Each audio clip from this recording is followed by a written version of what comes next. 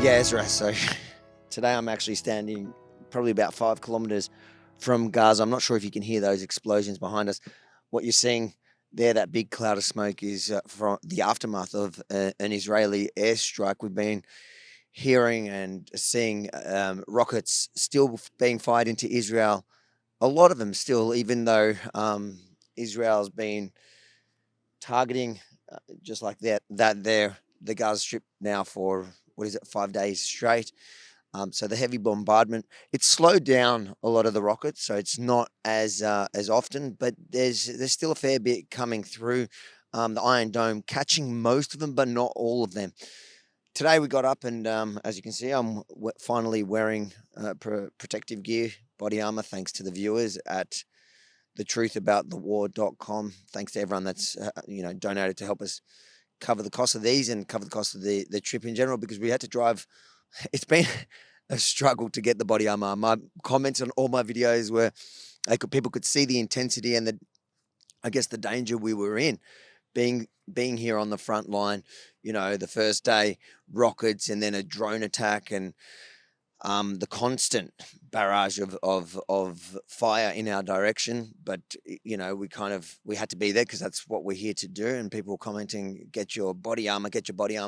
Well, it wasn't for the lack of trying, because there is actually a shortage across the country with body armor. You cannot get the big list suppliers. I've made friends with local media here trying to get them to help me, and they put me onto some of the biggest suppliers, their suppliers, and there's just none in the country. So we had to source it from overseas, and even overseas there's a shortage, but we managed to get something organized from America and import them.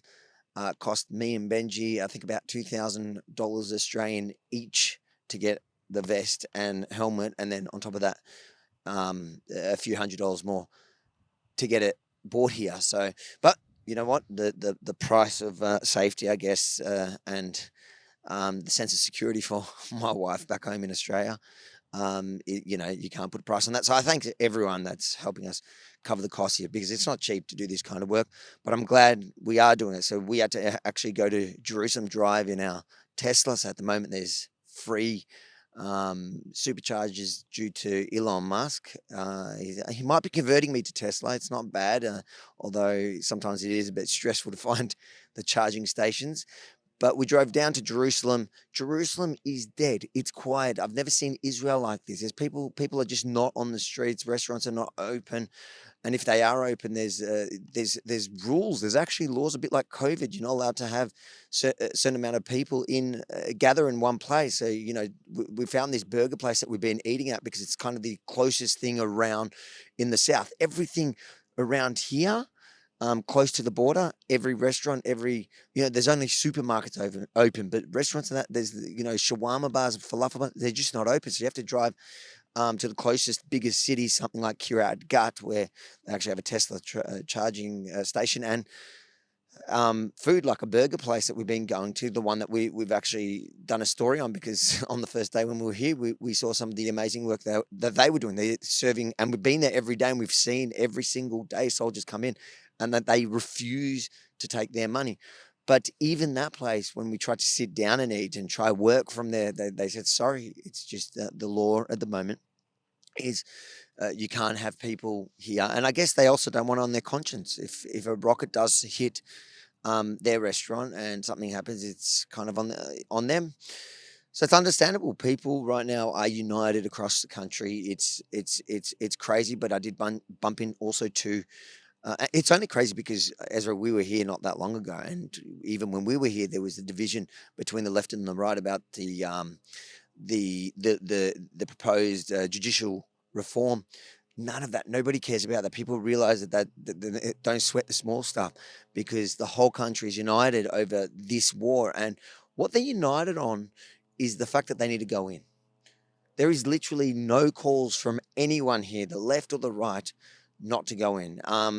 But soldiers are getting a little bit impatient. I have bumped into a soldier who couldn't be recorded on the record, but he was telling me the morale is super high, which we're seeing. We're seeing the soldiers, yell out to us in cars and, telling us the Jewish state is alive. We're going to fight. We're going to end Hamas.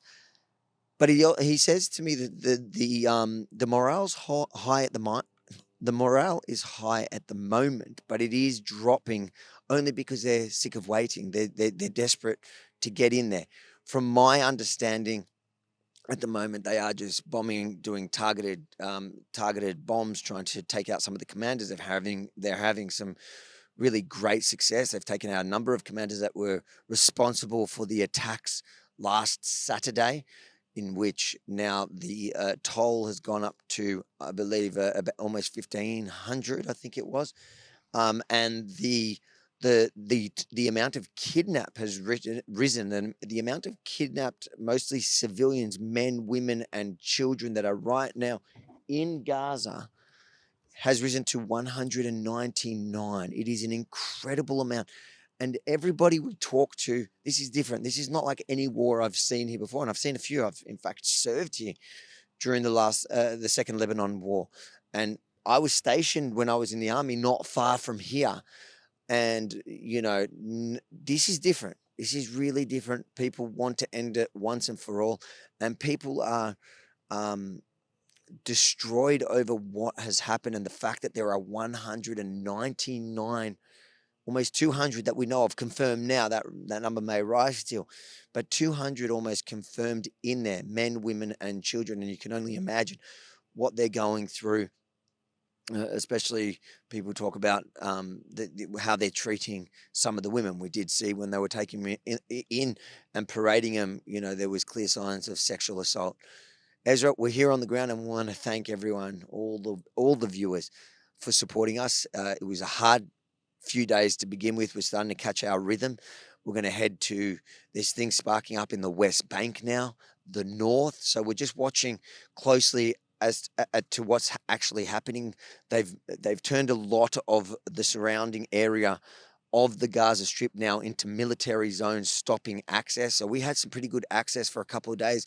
I think where we got hit with a drone attack, we can't get there anymore, because now that is a full military zone. So they're pushing people, and including the entire media, back a bit, preparing for the inevitable ground invasion. I do believe 100% they're going in. There's even just politically, they have to. The entire country wants them to go in, and they need to win. They have to win. This is like every other real big war of Israel.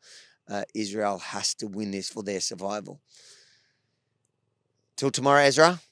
Thanks for having me.